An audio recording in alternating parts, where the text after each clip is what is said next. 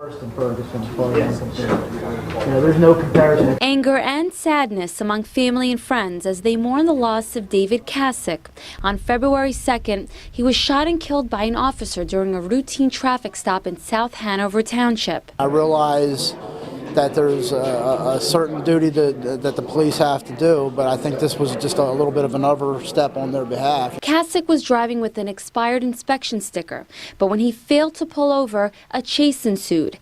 Kasich ran out of the car and across a yard on Grandview Road. An altercation occurred between Kasich and the officer, and he was shot more than once. It's unclear whether he had a weapon or what prompted the officer to shoot him. But family and friends say the shooting was unjustified.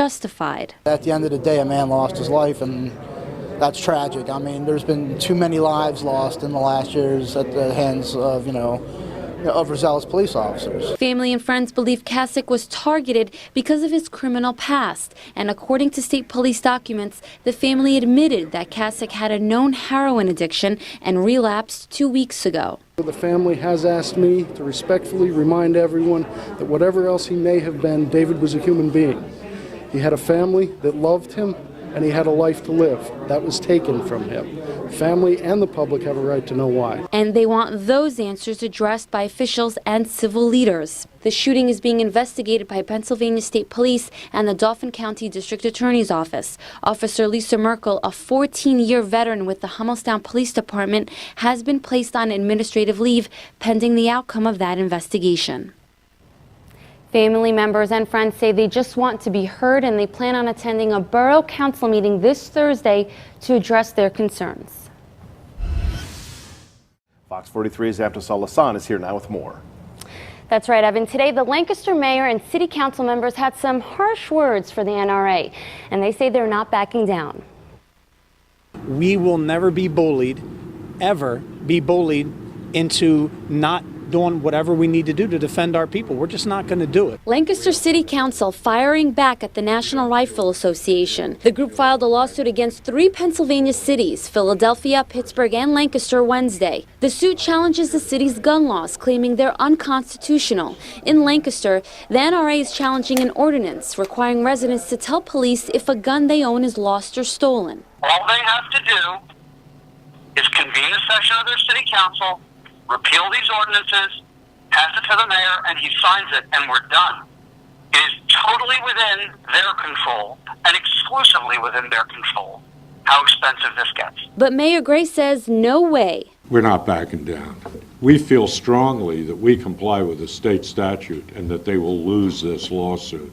But if the NRA wins its lawsuit, Lancaster will have to pay all of the association's legal fees. The city's setting up a fund with former Mayor Arthur Morris being one of the first donors. I'm happy to contribute $1,000 today to the fund. Mayor Gray later matched that amount. I would say to any gun owner not to be concerned about our actions. We in no way intend to infringe on their rights to lawfully possess and use a firearm. The state's largest gun violence prevention organization says this is about public safety. It was never meant to be a gotcha for the law-abiding gun owner who gets their gun stolen. It was meant to be a tool to keep those illegal guns off the street, to keep guns out of the wrong hands. The same 3 cities sued by the NRA have also filed lawsuits against the state, claiming lawmakers didn't follow constitutional procedure for passing the legislation that sparked all of this. A different gun rights group has filed its own lawsuit challenging the city of Harrisburg's gun laws. Call this front row service. 4 airplanes, 5 pilots, an entire team known as the Pause Squad, part of a special mission, volunteering their time to save 15 dogs. An animal shelter in West Virginia filled to capacity would have euthanized the dogs, but a simple phone call changed that. They reached out and told us that they really needed some help, and if we can give a hand, we're going to give a hand. The Lancaster County SPCA made all the difference. They were a little wound up when they first got here, but a lot of them are, sleeping, snoozing in the cage. After a long day, all they want to do is sleep and just relax. With me is Marco and Polo. This precious duo was flown in early this morning. They're 8 weeks old, and they are both looking for a home. Right, Marco? Right?